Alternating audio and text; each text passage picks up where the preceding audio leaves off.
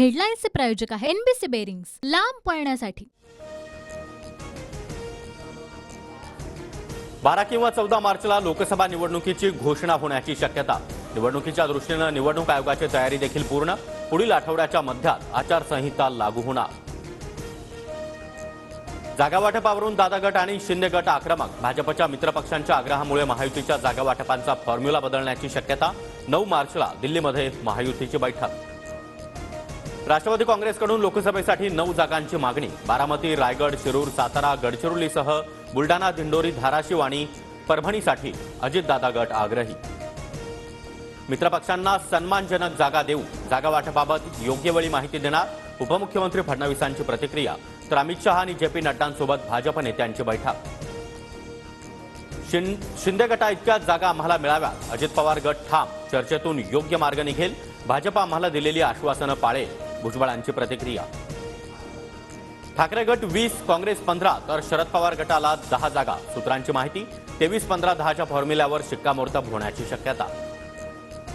महाविकास आघाडीचा वंचितला 3 जागांचा प्रस्ताव। काँग्रेस आणि ठाकरे गट प्रत्येकी 1 जागा देणार। 2 जागांसह आणखी 1 जागा वंचितला देण्याची महाविकास आघाडीची तयारी, सूत्रांची माहिती। मुंबईमध्ये काँग्रेस पक्षाची आज महत्त्वाची बैठक। काँग्रेसचे संघटक सरचिटणीस केसी वेणुगोपाल बैठक घेणार। मीरा भाईंदरमध्ये भाजप आणि शिंदे गटात राडा। प्रताप सरनाईक यांच्या इशाऱ्यावर भाजपचे माजी नगरसेवक अरविंद शेट्टी यांच्या हॉटेलची तोडफोड झाल्याचा आरोप। सरनाईकांविरोधात अरविंद शेट्टींचा धडक मोर्चा। शरद पवारांचा आज लोणावळ्यामध्ये कार्यकर्ता संवाद मेळावा। अजित पवार गटातील 137 कार्यकर्ते शरद पवार गटात प्रवेश करणार। उद्धव ठाकरे आज धाराशिव लोकसभा मतदारसंघाच्या दौऱ्यावर। औसा, उमरगा आणि तुळजापूरमध्ये ठाकरेंची जाहीर सभा।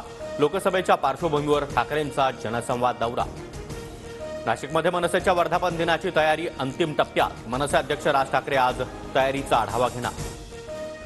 केंद्र सरकारची 4750 टन कांदा निर्यातीला मंजुरी। राष्ट्रीय सहकारी निर्यात लिमिटेडच्या माध्यमातून भूतान, बहरीन आणि मॉरिशसला कांदा पाठवला जाणार।